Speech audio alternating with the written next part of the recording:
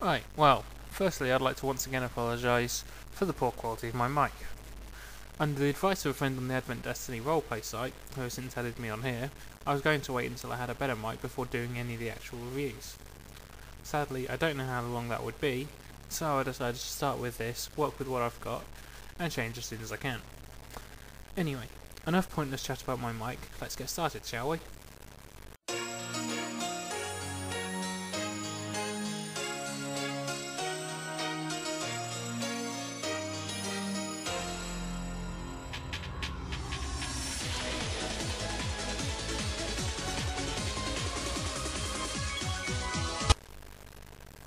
So, I decided to start the reviews with a personal favourite, namely the series Gundam Seed. However, just because it's my favourite doesn't mean I'm going to be purely singing its praise, for lack of a better description. I'm going to be doing my best to be fair and necessarily judgmental. Now then.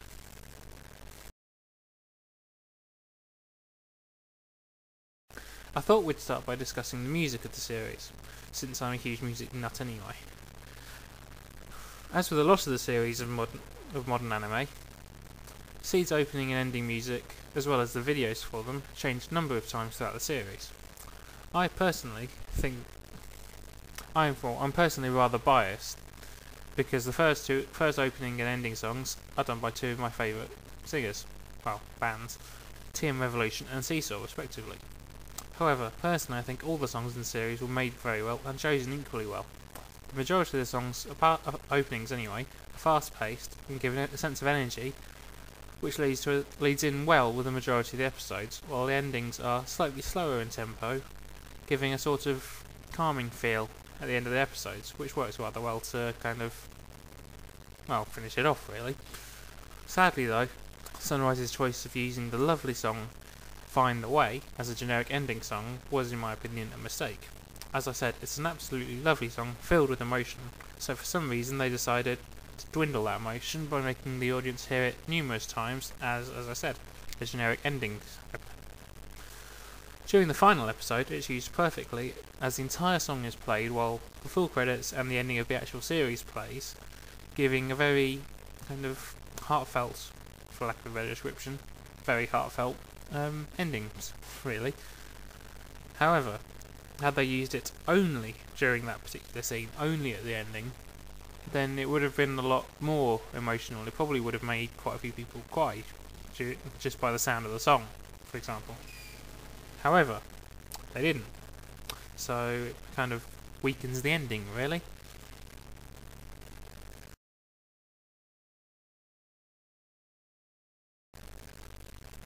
Well, first and foremost, it should be noted that the entire series was in fact drawn using computers rather than freehand. Graphics are almost always top-notch, apart from a few scenes like, for example, the opening scene and the crushing ship of the first episode. However, one thing you will probably notice is that, either due to maybe time constraints or funding limitations for all we know, many of the animations of the mobile suits were in fact reused. An example of this, a perfect example anyway, would be the spinning duel scenes, for lack of a better description again, where two mobile suits spin around each other, constantly shooting and constantly missing each other. These scenes are always identical, apart from the backgrounds have changed and the mobile suits themselves have changed, which are in fact relatively easy to swap compared to redoing the entire scenes.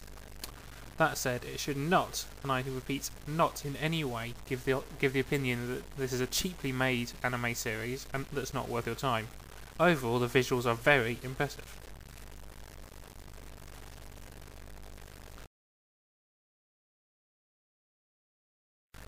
Now, everywhere you go, I'm sure you people will hear everyone saying, Seed is just a rehash of 0079. This is both true and false. The base of the story, the fight between the Earth Alliance and Zaft, is obviously very similar to that of the Federation vs Zeon War of 0079. However, the addition of the story between Kira Yamato and Athron Zala adds a completely different dimension to the plot, a welcome, refreshing one at that. The story itself takes you on a ride through the emotional turmoil of both characters, once best friends, now bitter enemies at war. It's a very well thought out addition to an already existing base plot, which makes it feel like a completely different story. The only downside to it, although some will disagree, is the inclusion of the Sank Kingdom-like pacifist nation of Orb. Although I do like the pacifist nation, being a pacifist myself, it feels just like an excuse to throw in a tribute to Gundam Wing. The obligatory love story is of course involved, but once again there is a twist on it. Although used before, the twist hasn't been used to death yet. I won't spoil anything though, but trust me, it's a good one.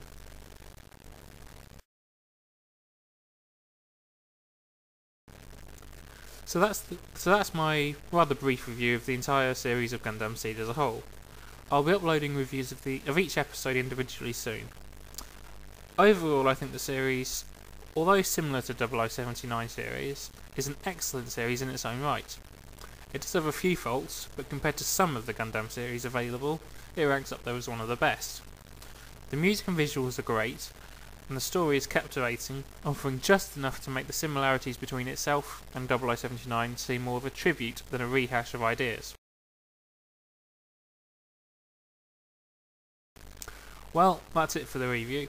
Thanks for watching, and I hope this helps you make up your mind whether or not to watch the series of Gundam Seed. I think that's just about it, so see you later.